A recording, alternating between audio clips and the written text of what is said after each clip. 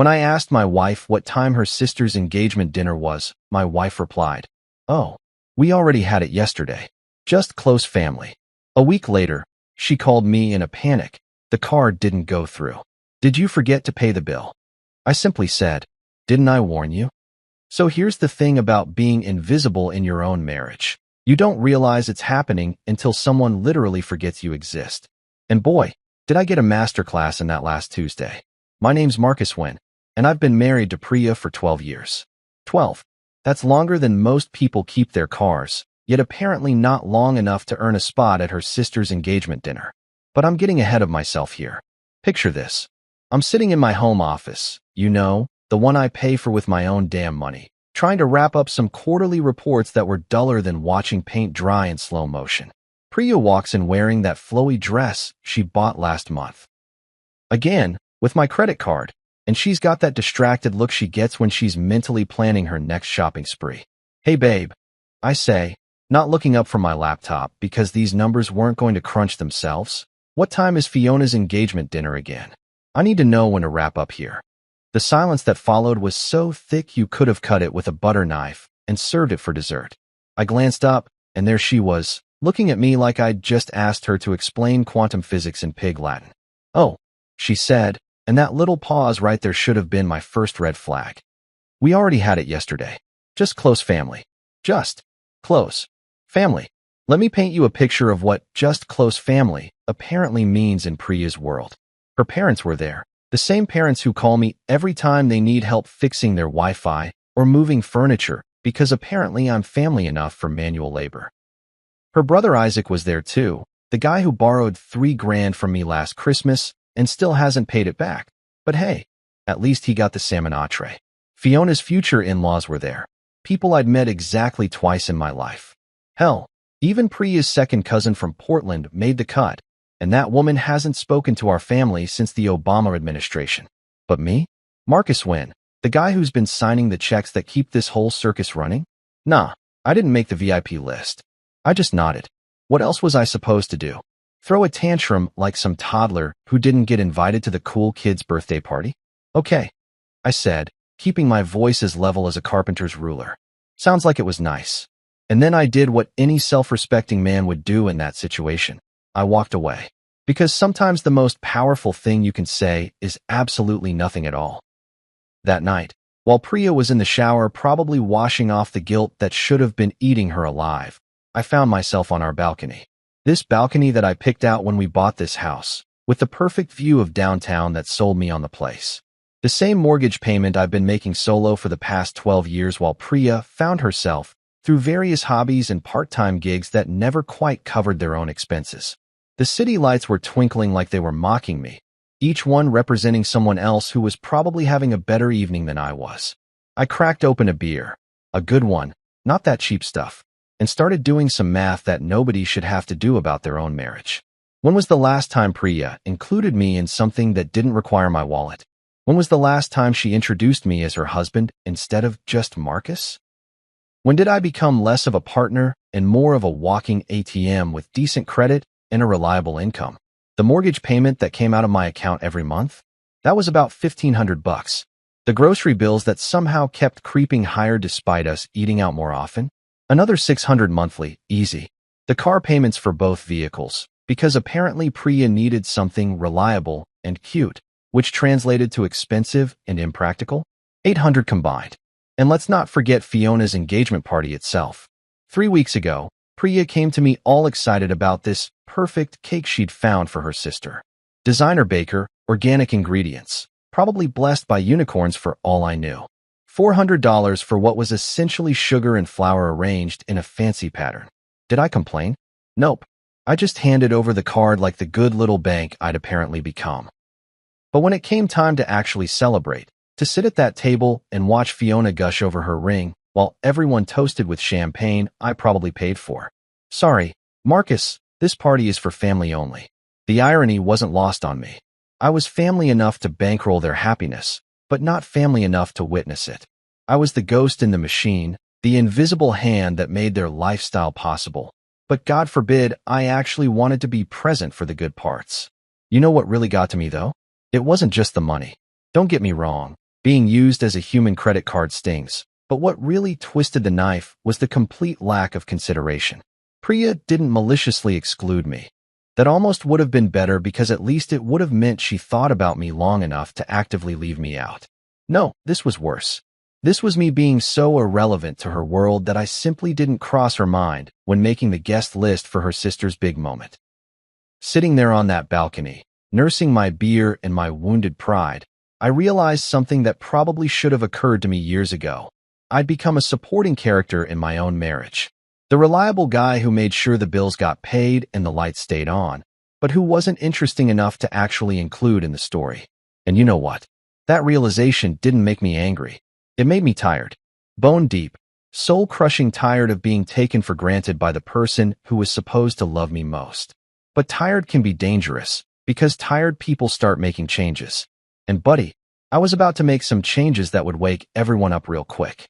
You know that feeling when you're finally ready to stand up for yourself, but you're not quite sure how to do it without looking like a complete psycho? Yeah, well, I found a way. And let me tell you, it was more satisfying than winning the lottery while eating pizza. It had been exactly 1 week since the great, just close family incident, and I'd been doing some serious thinking. The kind of deep, middle-of-the-night thinking that happens when you realize you've been playing yourself for over a decade. I'd made a decision, and like most of my best decisions, it was beautifully simple and potentially devastating. I was sitting in my office downtown, wrestling with spreadsheets that made about as much sense as Priya's spending habits, when my phone started buzzing like an angry wasp. The caller ID showed Priya's contact photo, the one where she's laughing at something I probably said back when she still found me amusing instead of just financially useful. "Marcus," she practically screamed into the phone, and I had to hold the device away from my ear before she burst my eardrum. "The card didn't go through. Did you forget to pay the bill?" Oh, the sweet, sweet sound of panic in her voice. I leaned back in my chair, allowing myself a little smile that would have made the Grinch proud. 3 days ago, while she was at her yoga class, you know, the one that costs $80 a session because apparently regular yoga isn't enlightening enough, I'd made some executive decisions about our financial arrangements. I let the silence stretch out like taffy, counting to 10 in my head while she probably sweated bullets on the other end. "Didn't I warn you?" I finally said, keeping my voice as casual as if she'd asked me about the weather. "Warn me about what?"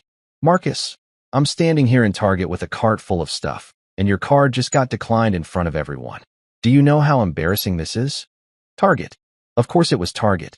The black hole where money goes to die, where people go in for toothpaste and come out with a cart full of throw pillows, scented candles, and organic quinoa they'll never eat. I could practically see her standing there with her cart loaded up with God knows what unnecessary crap, probably wearing those athleisure outfits that cost more than most people's rent. "See, here's the thing, babe," I said, and I could hear the confusion in the background noise as she tried to process what was happening. 3 days ago, I removed you as an authorized user on my main account. You know, the one you've been treating like your personal shopping fund? Yeah, that card you're holding is about as useful as a chocolate teapot now. The silence on her end was golden. Pure, unadulterated golden silence. I could practically hear the gears grinding in her head as she tried to figure out if I was serious or just having some kind of midlife crisis breakdown. "You? What?" she finally managed to stammer out. "I replaced the whole card, actually. New number, new everything.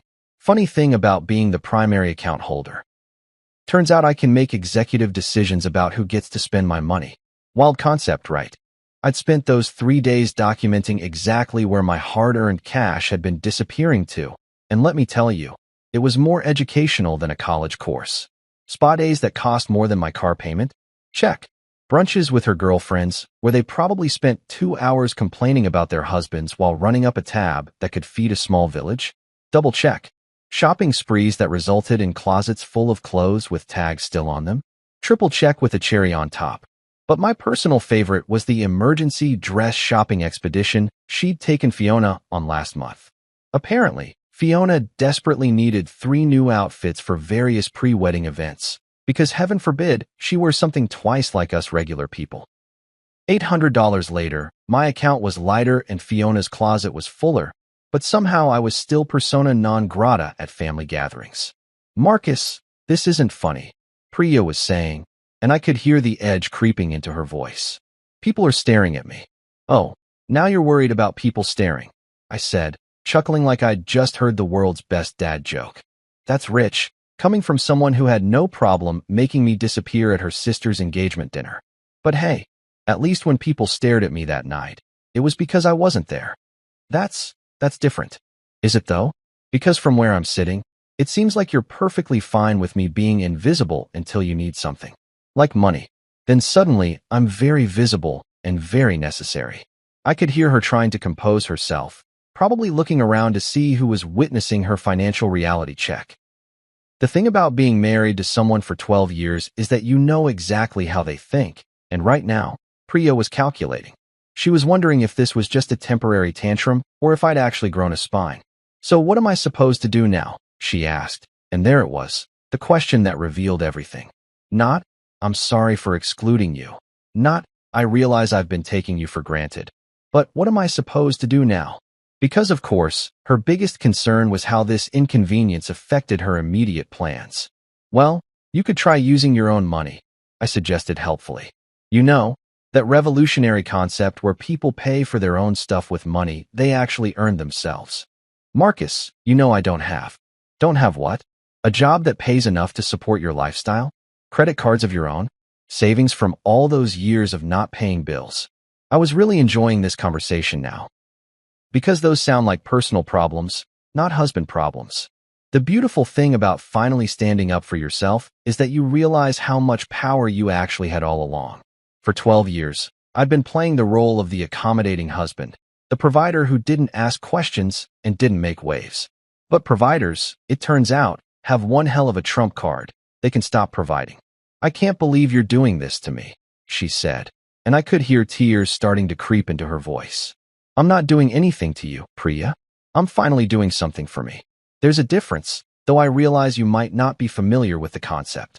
And with that beautiful mic drop moment, I hung up the phone, leaned back in my chair, and allowed myself to feel something I hadn't felt in years, completely, utterly, perfectly in control of my own damn life. The best part? This was just the beginning. If you've never had the pleasure of walking into your own house and feeling like you're about to face a firing squad, let me paint you a picture. It's like that dream where you show up to school naked, except you're fully clothed and the person trying to embarrass you is supposed to love you unconditionally. I pulled into our driveway that evening, and I could already see Priya through the front window, pacing back and forth like a caged tiger who'd just been told the zookeeper was running late with dinner. Her arms were crossed in that universal, you're in deep shit position that wives have perfected since the dawn of marriage, and honestly, I was almost looking forward to this conversation. The front door opened before I could even get my key out, which told me she'd been watching for my car like a hawk circling roadkill. There she stood, still in those expensive yoga clothes from her Target adventure, looking like she was ready to prosecute me for crimes against her shopping habits. We need to talk, she said, which is wife speak for prepare to be lectured about how you're wrong and I'm the victim. Hey there, sunshine, I said, dropping my briefcase by the door and loosening my tie. How was your day? Mine was great, thanks for asking. Really productive meeting with the quarterly budget reports. She followed me into the living room like a storm cloud with legs. Don't be cute, Marcus. Why are you acting like this? You embarrassed me in front of Fiona and her friends. And there it was, the magic word that made my eye twitch. Embarrassed. I turned around slowly, like I was in some kind of Western showdown, except instead of guns, we were armed with 12 years of built-up resentment and a serious communication problem. I embarrassed you? I asked, genuinely curious about the mental gymnastics that had led her to that conclusion. Help me understand this logic, because I'm apparently too stupid to follow along. How exactly did I embarrass you when I wasn't even there? You know what I mean. No, actually I don't. See, last I checked, embarrassment usually requires the embarrassing person to be present for the embarrassing event. But since I was sitting at home eating leftover pizza while you were at your sister's engagement dinner with just close family, I'm not sure how I managed to embarrass you from 20 miles away. Did I develop telepathic powers I don't know about? She rolled her eyes so hard I was surprised they didn't fall out and roll across the floor. You declined my card in public, Marcus. In front of people. Oh, so now we're getting to the real issue. It wasn't that I wasn't invited to celebrate your sister's engagement, something I would have actually enjoyed, by the way. It wasn't that I found out about a family event through the absence of an invitation. No, the real tragedy here is that your credit card got declined at Target. It's not just about the card. Isn't it, though? I sat down in my favorite chair, the one I'd bought with my own money after she'd declared our old couch too masculine for her aesthetic vision. Because from where I'm sitting, this whole conversation started with you being upset about a card not working, not about whether I felt excluded or unappreciated. She started pacing again, and I could practically see the wheels turning in her head as she tried to figure out how to spin this situation to make herself the injured party. It was like watching a politician prepare for a debate. Lots of movement, lots of energy, but not a lot of substance. You could have told me, she finally said, and I had to give her credit for finding the weakest possible argument to stand on. Could have told you what? That I was tired of being treated like a walking ATM? That I felt like the only time you noticed I existed was when you needed money for something? That I've been telling you for months that I felt taken for granted, but you only heard the parts about dinner reservations and weekend plans. The look on her face was priceless, like she'd just been told that water was wet and was trying to argue that it was actually dry. I listened to you. Do you? Because 3 weeks ago, when you asked me to pay for Fiona's cake, I said I felt like I was being used. Remember what you said? It's just money, Marcus. Family helps family. But apparently family doesn't include family at family dinners. She had the decency to look uncomfortable at that, which was progress. That's different. How? Explain to me how that's different, because I'm genuinely curious about the mental pretzel you've twisted yourself into here. It just is. That's not an answer, Priya. That's what kids say when they can't explain why they broke something. I stood up and walked over to the window, looking out at our neighborhood where other couples were probably having normal Tuesday evening conversations about work and weather and what to watch on Netflix. Meanwhile, I was having to explain to my wife of 12 years why I deserved basic respect in my own marriage. Let me ask you something, I said, turning back to face her. What am I to you, Priya? Really, not what you think you're supposed to say, not what sounds good in marriage counseling. What am I to you? She opened her mouth, then closed it, then opened it again like a fish gasping for air. And in that moment of silence, I got my answer louder than if she'd screamed it from the rooftops. A husband or a credit plan? I pressed, because sometimes you have to make people confront the truth they don't want to see. That's not fair. Life's not fair, sweetheart. But marriage is supposed to be a partnership, not a subscription service. And right now, I feel less like your husband and more like your premium membership to the Bank of Marcus. She deflected, because of course she did. You could have told me you were going to change the cards. I did tell you. For months. I told you I felt invisible. I told you I felt used. I told you I wanted to feel like a partner instead of a paycheck. But you only heard me when the money stopped flowing. And that, right there, was the moment I realized we weren't having an argument about credit cards or family dinners or even embarrassment. We were having an argument about whether I mattered as a person or just as a provider. The answer was becoming clearer by the minute.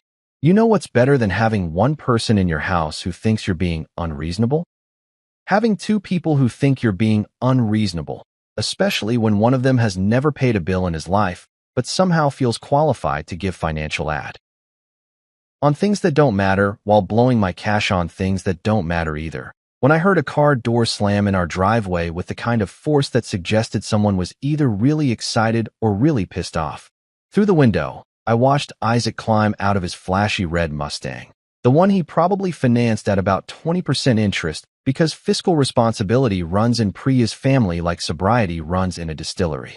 He was wearing one of those expensive tracksuits that costs more than most people's rent, the kind that screams, "I have money but no class." And he was walking up to my front door like he owned the place. Which, let's be clear, he absolutely did not. The doorbell rang exactly once before he started pounding on the door like the cops were chasing him. Subtle as a brick through a window, that's Isaac. I took my sweet time getting up, because if there's one thing I've learned in 12 years of dealing with Priya's family, it's that they mistake urgency for importance about 90% of the time. Marcus, he bellowed through the door, because apparently doorbells are just suggestions in his world. Open up, man. We need to talk. I opened the door to find Isaac standing there with his chest puffed out like a rooster who'd just discovered He was the only male in the henhouse. He was sweating already, and it wasn't even 10 in the morning yet. Either he jogged here, which, knowing Isaac's relationship with exercise, was about as likely as me winning the lottery twice in one day, or he was worked up about something. "Isaac," I said, leaning against the doorframe like I had all the time in the world. What a pleasant surprise. To what do I owe the honor of this unannounced visit? He pushed past me into my own house without being invited, because boundaries are apparently just abstract concepts to Priya's family. "Cut the crap, Marcus." Priya called me last night crying. Said you're acting crazy, freezing her out of your accounts and embarrassing her in public. Crying, huh? I closed the door and followed him into the living room, where he'd already made himself comfortable on my couch. That's interesting. Did she mention why I might have made some changes to our financial arrangements? Look, I don't know what kind of midlife crisis you're having. Midlife crisis? I interrupted, because that was rich coming from a guy who'd bought a sports car he couldn't afford to impress women who wouldn't give him the time of day. Is that what we're calling self-respect now? He waved his hand dismissively, like he was swatting away an annoying fly. Come on, Marcus. Why are you making a scene over a card? You're the man. Pay the bill and move on. That's how this works. And there it was. The philosophy that had been slowly poisoning my marriage for 12 years, delivered with all the confidence of someone who'd never actually had to live by it. That's how this works, he said, like there was some universal handbook that dictated I should shut up, pay up, and be grateful for the privilege. I looked him dead in the eyes, really studied his face for a moment. Isaac had always been the golden child in their family, the one who could do no wrong even when he was doing everything wrong. He'd borrowed money from everyone and paid back no one, but somehow he was still invited to every family gathering. Hell, he was probably the guest of honor at most of them. Let me ask you something, Isaac, I said, settling into my chair across from him. When's the last time you paid for anything for anyone else without expecting something in return? What's that got to do with anything? Humor me. He shifted uncomfortably, which told me everything I needed to know. I help out when I can. That's not what I asked. I asked when you last paid for something. Like, opened your wallet, pulled out your own money or your own credit card, and bought something for someone else. I bought Fiona a wedding gift. With whose money? The silence that followed was so thick you could have carved it up and served it for dinner. Isaac's face was turning an interesting shade of red that clashed beautifully with his designer track suit. This isn't about me, he finally said, because deflection was clearly a family trait. Isn't it though? Because here you are, in my house, telling me how I should spend my money on your sister when you've never spent your money on anyone. You take things too personal? That's what you said, right? Yes, so? I leaned forward, because this was the moment I'd been building up to. You take too much for granted. I reached into my wallet and pulled out the new credit card, the one with only my name on it, and held it up like it was a winning lottery ticket. This house, these bills, all this stuff you people seem to think just magically appears. You ride on what I provide. And I'm done. His eyes widened as the reality hit him. For the first time in probably his entire adult life, Isaac was looking at a situation where his usual charm and family connections weren't going to get him what he wanted. You can't be serious. Dead serious. See, I figured something out recently. I've been so busy trying to be the good guy, the provider, the one who keeps everyone happy, that I forgot to ask myself a pretty important question. What do I get out of this arrangement? You get a family, do I? Because last week, when your family had a dinner to celebrate your other sister's engagement, I wasn't invited. But my credit card was. Funny how that works, isn't it? Isaac stood up, probably thinking his physical presence would intimidate me into backing down. Poor guy had no idea that I was way past the point of being intimidated by anyone, especially someone who'd spent his entire adult life mooching off other people. You're being ridiculous, Marcus. It's just money. Just money. I laughed, and it wasn't a nice laugh. Easy to say when it's not your money. But here's the thing, Isaac. It's never just money when it's coming out of your own pocket, is it? He opened his mouth to argue, but I wasn't done yet. From now on, if you want something from this family, you can earn it the same way I did. With respect, with contribution, and with your own damn money. The look on his face was absolutely priceless, like someone had just explained quantum physics to him using interpretive dance. You know what they say about the best laid plans?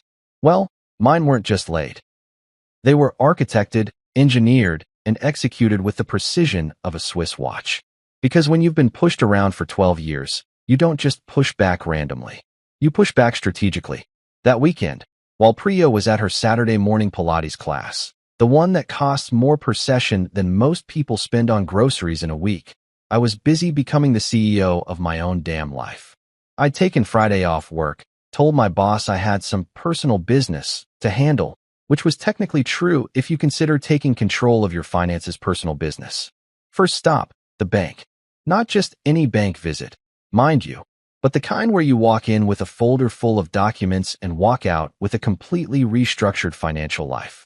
I'd done my homework, printed out 12 months of statements, and highlighted every single transaction that made my blood pressure spike. Mr. When? The banker said, looking at my paperwork like I'd just handed him evidence of alien life. You want to remove your wife from all joint accounts and create a completely separate banking relationship. That's exactly what I want, I told him, settling back in that uncomfortable chair they probably designed to make people hurry through their financial decisions. I want my paycheck going into an account that only I can access, and I want all the existing cards canceled and reissued. The guy looked like he was trying to solve a math problem that didn't have a clear answer. Sir, this is pretty unusual. Most couples are trying to combine their finances, not separate them. Most couples probably don't have one person spending money like they're trying to single-handedly stimulate the economy while the other person pays for everything and gets treated like furniture. He didn't know how to respond to that, so he just started typing. Smart man. While he was setting up my new financial independence, I explained my new philosophy. From now on, I pay for the house, utilities, and groceries. Everything else is optional, and optional requires permission. Permission from your wife. Permission from me. I'm the one earning it. I'm the one who gets to decide how it's spent. Next stop, online banking. I spent 2 hours changing every password, removing every shared access, and setting up a completely separate checking account that would become my new operational headquarters. It felt like decluttering, except instead of getting rid of old clothes, I was getting rid of financial parasites. The beautiful thing about technology is that you can change your entire life from your laptop while sitting in your pajamas. I transferred exactly what I needed for household expenses into our joint account, enough to cover the mortgage, utilities, and a reasonable grocery budget, and moved everything else into my new personal fortress of financial solitude. Then came the fun part, the new rules. I actually wrote them down, because sometimes you need to see your boundaries in black and white to make sure they're real. Rule number 1. If you don't respect me, you don't spend for me. Simple, elegant, and impossible to misinterpret. Rule number 2. No purchase over $50 without explicit approval.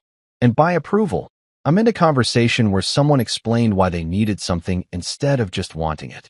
Rule number 3. Emergencies are things like medical bills and car repairs, not sudden urges to redecorate the guest bathroom or buy organic smoothie ingredients that cost more than a nice dinner. Rule number 4. Family events that don't include me don't get funded by me. Revolutionary concept, I know. I was feeling pretty pleased with myself when I heard Priya's car pull into the driveway. She came through the front door looking all zen and peaceful from her yoga session, probably expecting to find me in my usual weekend mode of quietly handling whatever needed handling while she decided what she wanted to do with her day. Hey babe, she said, dropping her yoga mat by the door and heading toward the kitchen. I'm thinking we should check out that new brunch place downtown. Sarah said their bottomless mimosas are amazing. Sounds expensive, I said from the couch, not looking up from my laptop where I was admiring my newly organized financial dashboard. It's just brunch, Marcus. We can afford it. We can afford it. Or I can afford it. She stopped mid-stride, and I could practically hear the mental gears grinding as she tried to figure out what was different about this conversation. What's that supposed to mean? It means I spent my morning setting up some new financial arrangements. You know, taking control of my own money like a grown-up. What kind of arrangements? I closed the laptop and looked at her, really looked at her, taking in that expression of dawning concern that was slowly replacing her post-yoga glow. The kind where I decide how my paycheck gets spent instead of just handing it over and hoping for the best. Marcus, what did you do? I created a separate account for my income. Don't worry, there's still money in our joint account for household stuff. But the days of unlimited spending sprees are officially over. The silence that followed was like watching a computer try to process information that didn't compute. She stood there for a full 30 seconds, probably trying to figure out if I was joking or having some kind of breakdown. "So what now?" she finally asked. "You're punishing me like a child?" And there it was, the victim card, played right on schedule. "No," I replied, getting up and walking toward the kitchen because I was suddenly craving another cup of that expensive coffee I'd bought myself. "I'm finally respecting myself like a man." "That's not fair." "You're right," I said, starting the coffee maker with the satisfaction of someone who no longer had to justify buying good coffee beans. "It's not fair that I've been funding a lifestyle for someone who treats me like an inconvenience. It's not fair that I work 40+ hours a week just to watch my money disappear on things I never agreed to buy. And it's definitely not fair that I had to find out about my sister-in-law's engagement dinner by not being invited to it. This is insane." "No, Priya. Insane was thinking that if I just kept being nice and accommodating and financially generous, eventually I'd earn enough respect to be treated like an actual family member instead of a walking credit card." I poured myself that coffee, added just the right amount of cream, and took a sip that tasted like freedom mixed with premium Colombian beans. "From now on, if you want something that isn't a basic necessity, we're going to have a conversation about it. A real conversation where you explain why it's important and I decide if it's worth my money." Her face went through about 15 different emotions in the span of 10 seconds. "You can't be serious." "Dead serious. Welcome to the new normal, where respect is a prerequisite for spending privileges. You ever notice how family drama spreads faster than gossip at a high school reunion? Because apparently, word of my financial rebellion had made its way through Priya's family tree quicker than a wildfire in a drought. Which brings me to Tuesday morning, when my phone rang at exactly 8:47 a.m. with a call that would have been hilarious if it wasn't so predictable. "Marcus." The voice on the other end belonged to Leona, Priya's mother, and she said my name like it tasted bad in her mouth. "We need to discuss your recent behavior." I was sitting at my kitchen table, eating breakfast that I'd bought with my own money from my own separate account. And let me tell you, that cereal tasted like victory with a hint of honey nut. "Good morning to you too, Leona. How lovely to hear from you on this beautiful Tuesday. Don't be smart with me, young man." Young man. I was 34 years old, owned my own house, and had been married to her daughter for over a decade. But sure, let's go with young man, because that definitely set the right tone for a productive conversation. "What can I do for you?" I asked, taking another spoonful of my Freedom cereal. "You know exactly why I'm calling. You're making things difficult for everyone, and it needs to stop." Define difficult, because from where I'm sitting, I'm making things easier. Easier for me to keep track of my own money. Easier for me to maintain my own financial boundaries. Easier for me to. "Fiona's wedding caterer needs a deposit," she interrupted, because apparently we were skipping right past the pleasantries and diving straight into the deep end of entitlement. "And Priya said you're refusing to help." I set down my spoon and leaned back in my chair, because this conversation was about to get interesting. "Help with what exactly?" "The catering deposit. $5,000. The wedding is in 3 months, and if they don't get the money by Friday, they'll lose their slot." $5,000. For one day? For people who had somehow managed to plan an entire wedding without once considering whether I wanted to be involved in paying for it. The irony was so thick you could have served it as the main course. "Let me make sure I understand this correctly," I said, because sometimes you have to spell things out for people who live in alternate realities. Fiona and her fiancé planned a wedding, hired a caterer, and made financial commitments without consulting the person they expected to pay for it. "Your family, Marcus." Family helps family. There it was again, that magic word that apparently meant I was obligated to fund other people's dreams while being excluded from celebrating them. That's interesting, Leona, because when it came time for Fiona's engagement dinner, I wasn't family enough to get an invitation. But now that there's a bill to pay, suddenly I'm family again. That was just a small, intimate gathering. Small and intimate, but not small enough to exclude the guy you're now calling for $5,000. The silence on the other end was beautiful.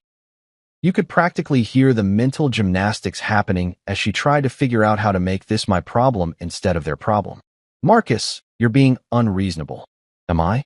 "Because let me walk you through what reasonable looks like from my perspective. Reasonable would have been getting invited to celebrate my sister-in-law's engagement. Reasonable would have been being consulted before financial commitments were made on my behalf. Reasonable would have been being treated like a family member instead of a family ATM. You're tearing the family apart.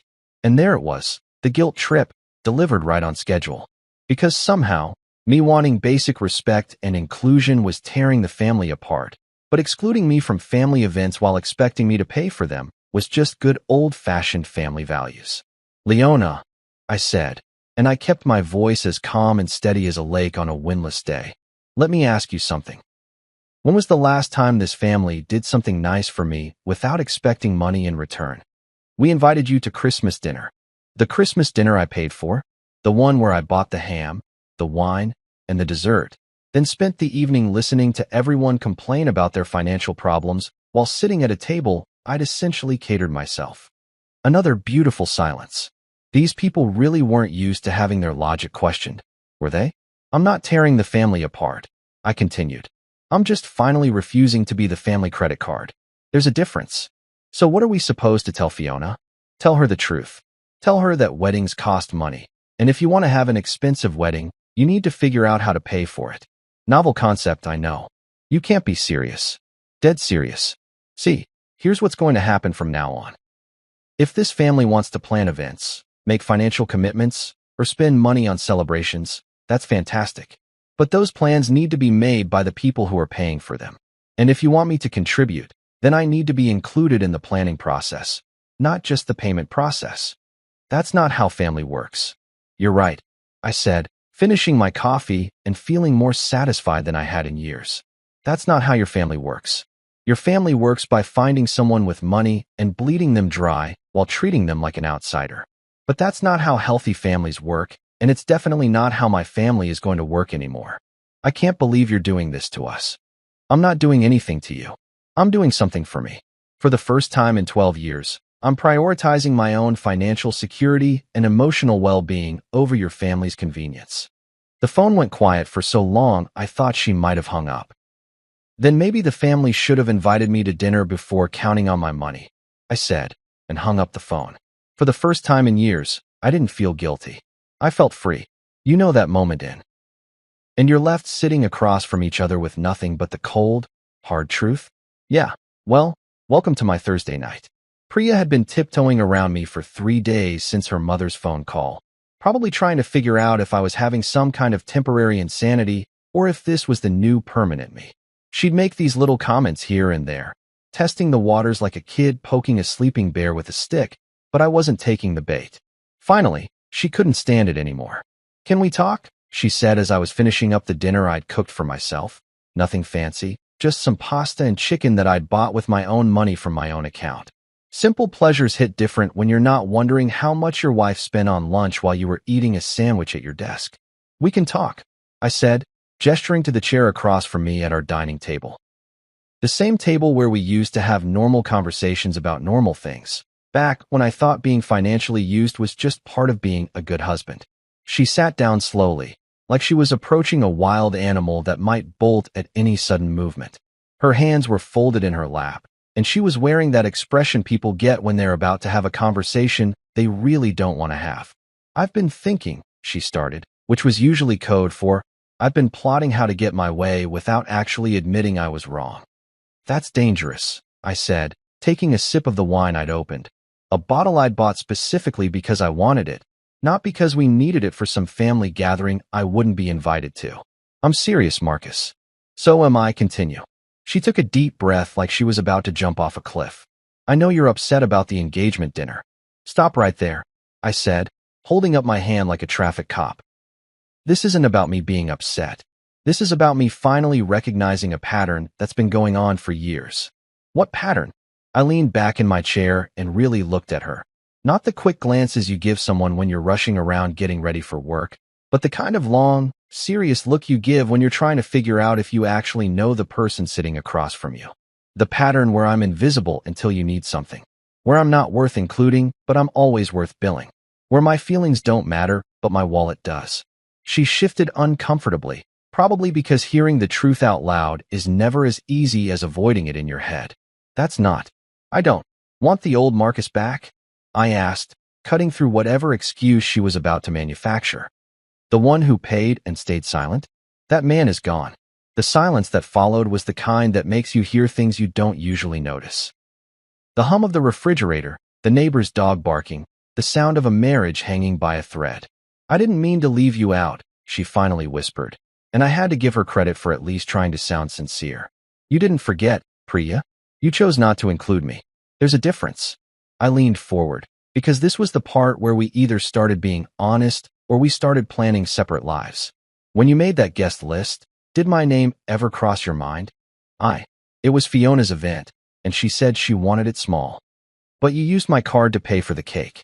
Funny how my name crossed your mind when it came time to fund the party, but not when it came time to attend it.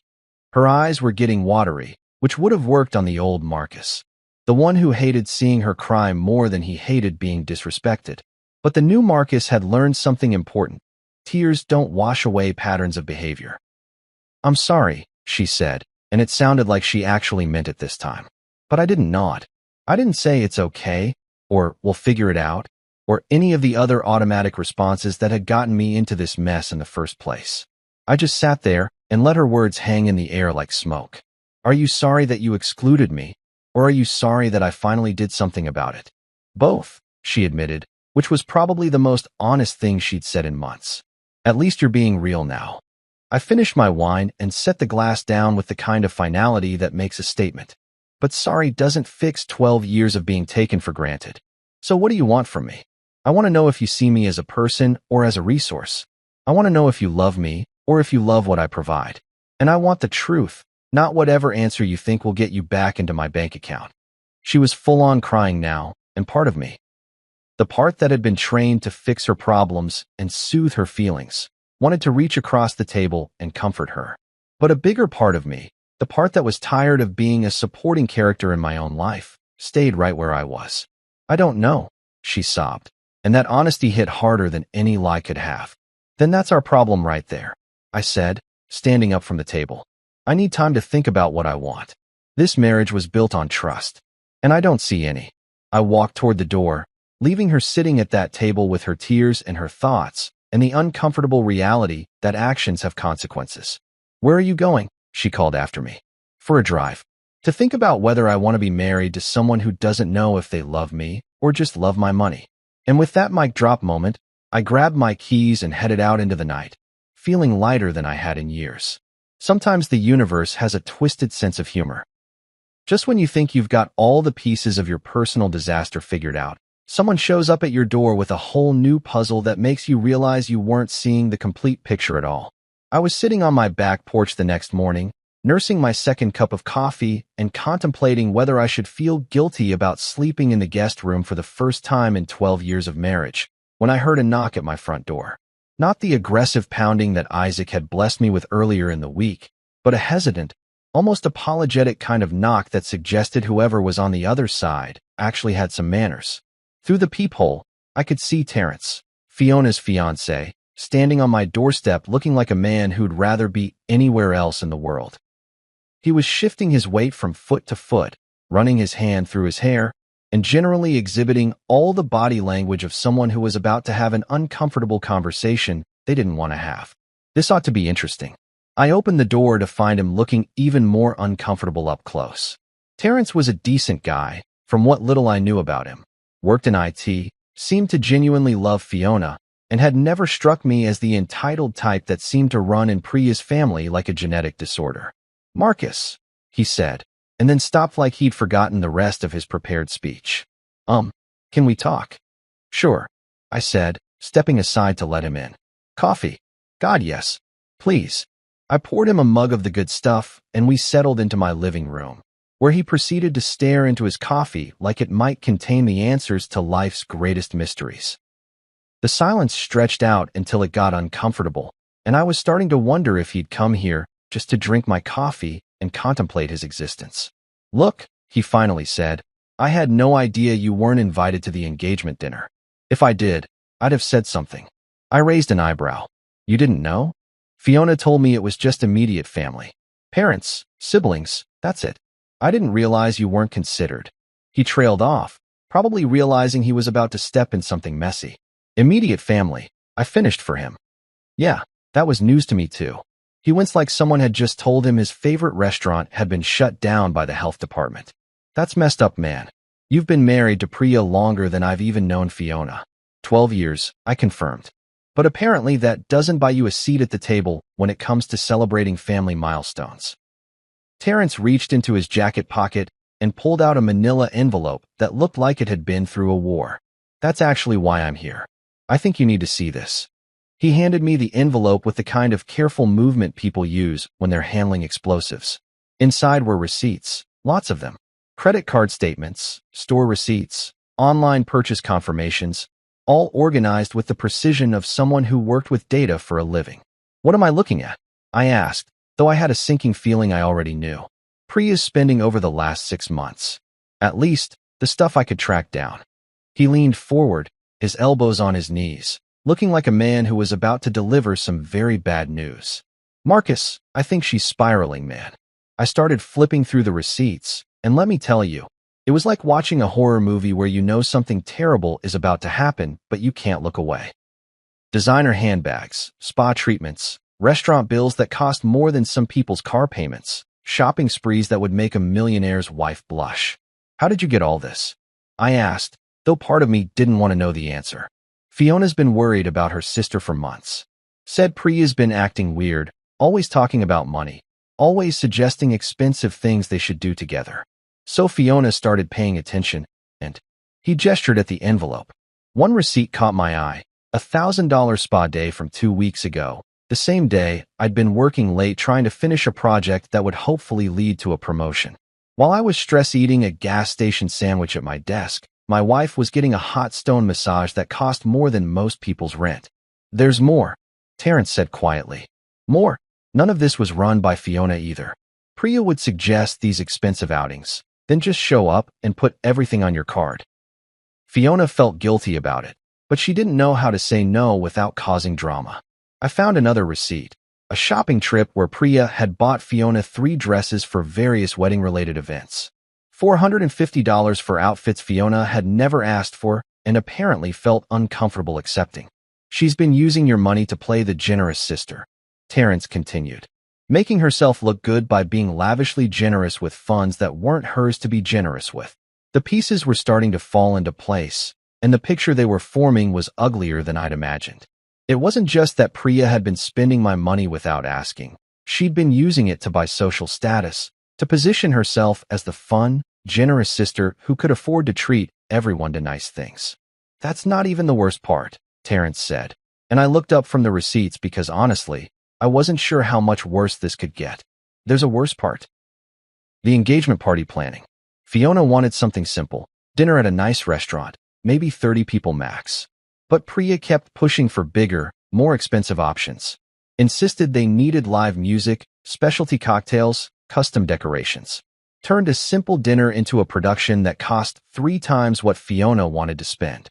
And she planned to pay for all this how? With your card, apparently. Fiona didn't find out until after everything was ordered that Priya had never actually cleared any of these expenses with you. That's why they ended up having this small family dinner instead, because Fiona got scared about the cost and scaled everything back at the last minute. I set the receipts down and leaned back in my chair, trying to process what I was hearing. So let me get this straight. Priya volunteered my money for an expensive party, planned elaborate celebrations I was never consulted about, and when her sister got cold feet about the cost, they just didn't invite me. Fiona was embarrassed. She thought you'd be angry about how much money Priya had committed without asking you. So she figured it would be easier to just keep it small and not invite anyone who might ask uncomfortable questions about the budget. Anyone like the guy who was paying for it. Yeah. Terrence looked miserable. I told Fiona she should have talked to you directly, but she was scared of causing problems between you and Priya. The irony was so thick you could have served it with a spoon. Fiona was trying to protect my marriage by excluding me from family events, while Priya was destroying it by volunteering my money for things I'd never agreed to pay for. How long has this been going on? I asked. Based on what I could track, at least 2 years. Probably longer. 2 years.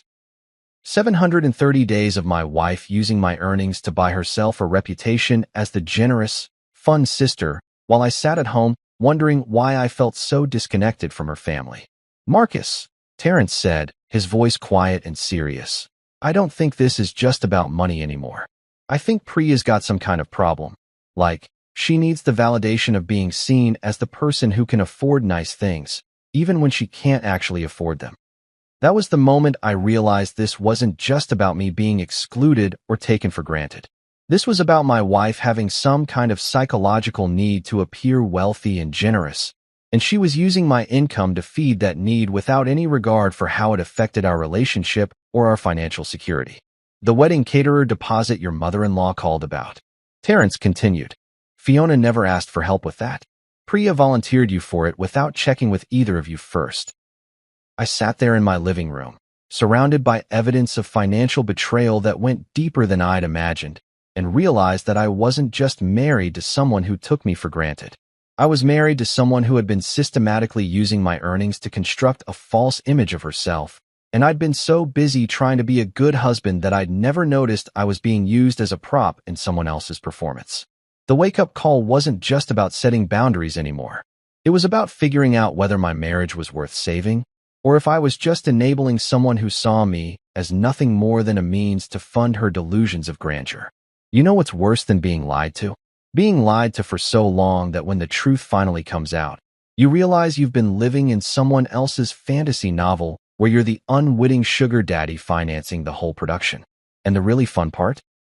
When that person finally admits the truth, they expect you to just forgive and forget like it's all been some silly misunderstanding. Friday evening rolled around like a slow-motion car crash, and I was sitting in my kitchen, staring at Terrence's envelope of receipts for what felt like the 100th time, when I heard the front door open. Not the confident stride of someone coming home to their castle, but the hesitant, almost apologetic footsteps of someone who knew they were walking into hostile territory. Priya appeared in the doorway with a small suitcase in her hand, looking like she was either heading out for a weekend getaway or preparing to move out permanently. Her eyes were red and puffy, suggesting she'd been doing some serious crying, and her usually perfect hair looked like she'd been running her hands through it for hours. I'm going to stay at Fiona's for a few days, she said, setting the suitcase down by the door like she was testing the waters to see how I'd react. I looked up from the receipts spread across my kitchen table, evidence of 2 years of financial betrayal that I'd been too trusting to notice. Running away isn't going to solve this, Priya. I'm not running away. I just think maybe some space will help us both think clearly. Think clearly about what? About how you've been using my money to play the role of the generous sister while excluding me from the family I was funding. Because I'm thinking pretty clearly about that already. She winced like I'd slapped her, which would have made me feel guilty a week ago. But that was before I discovered that my wife had been essentially embezzling from our marriage to buy herself social status with people who didn't even respect me enough to invite me to dinner. Maybe some space will help, she muttered again, like repeating it would make it true. I said nothing. Not, okay, not, I understand. Not, call me when you're ready to talk. Just nothing. Because sometimes silence is the most honest response you can give. She waited for a reaction, probably expecting me to beg her to stay, or at least to argue with her about leaving. When neither happened, she looked even more uncomfortable than when she'd walked in. I'll call you, she said, picking up her suitcase. Sure you will. And off she went, leaving me alone in the house I paid for, surrounded by evidence of betrayal that went deeper than I'd ever imagined. The silence after she left was different from the usual quiet of an empty house. It was the silence of someone finally being honest about what their life had become. 2 days. That's how long it took before my phone rang with her number on the caller ID. 2 days of me living in peace, eating what I wanted, watching what I wanted, and not having to wonder what surprise expenses would show up on my credit card statement. Marcus, she said when I answered, and her voice sounded like she'd been crying again. I told them everything. Fiona, Mom, Isaac, I was wrong. I messed up. Told them what exactly? About the money. About the spending. About how I've been using you. Using me.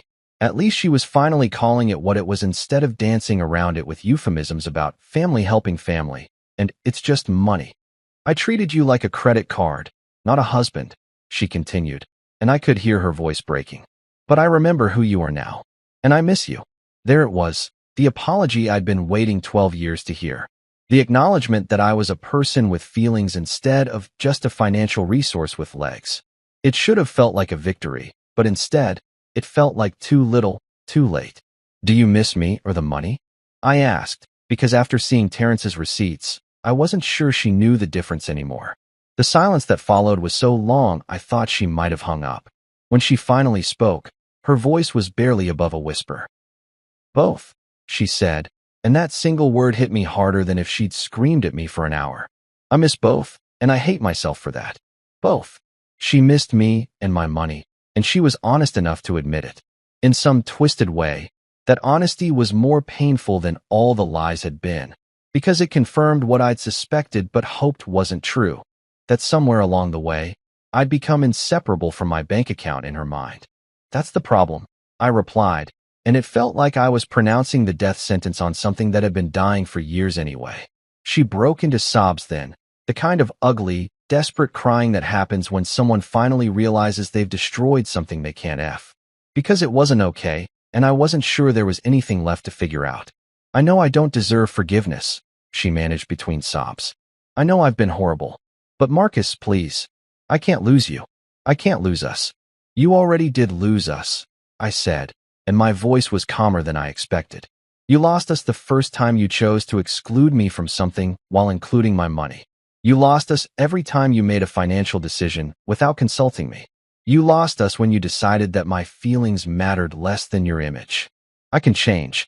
I can be better. Can you? Because this isn't just about bad spending habits, Priya. This is about you fundamentally not seeing me as a partner.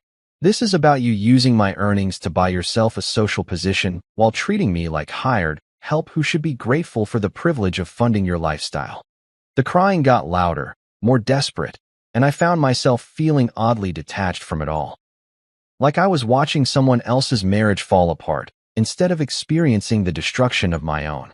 What do you want from me? She finally asked. Tell me what to do to fix this. I want you to understand that some things can't be fixed with apologies. I want you to realize that trust, once broken this completely, doesn't just magically repair itself because you're sorry. And I want you to accept that maybe, just maybe, you've damaged this relationship beyond the point where fixing it is even possible. You're giving up on us. I'm not giving up on us, Priya. I'm accepting reality. And the reality is that you've spent 2 years systematically deceiving me about money while excluding me from the family life I was financing. That's not a marriage. That's a business arrangement where only one person knew what the terms were. The phone went quiet except for her sniffling, and I could picture her sitting in Fiona's guest room, probably surrounded by tissues and regret, finally understanding that some mistakes are too big to be undone with tears and promises. I love you, she whispered, like those 3 words were a magic spell that could undo 2 years of financial betrayal and emotional neglect. Do you? Or do you love the idea of me? Because the man you actually love, the one whose feelings matter, whose opinions count, whose presence is valued, that man never existed in your version of our marriage. And with that truth hanging in the air between us like smoke from a fire that had already burned everything down, I hung up the phone and sat in the silence of my empty house, finally understanding that sometimes the most loving thing you can do is refuse to pretend that love is enough to fix everything. I didn't take her back right away, and let me tell you, that was the smartest decision I'd made in 12 years of marriage. Because here's the thing about rock bottom. Sometimes you have to let people hit it before they realize they need to start climbing. She asked for a second chance like it was something I owed her, like forgiveness was just another bill I was supposed to pay without question. But I learned something important during those weeks of sleeping in my own guest room. Wanting something and deserving something are 2 completely different animals. I need proof, not promises. I told her during one of our awkward coffee shop meetings, neutral territory where she couldn't use tears and familiarity to manipulate the conversation. I need to see actual change, not just hear about it. And you know what? She actually did it. Closed all her personal credit cards, every single one. Got herself a part-time job at a boutique downtown, something she'd never had to do before because my income had always been enough to fund her lifestyle. Started budgeting like a grown-up instead of spending like a teenager with daddy's credit card. The change was slow, like watching paint dry or waiting for a broken bone to heal. But it was real. She stopped asking for money and started contributing. Stopped suggesting expensive outings and started proposing walks in the park. Stopped treating me like a human ATM and started treating me like a human being. I didn't punish her. That would have been petty and counterproductive.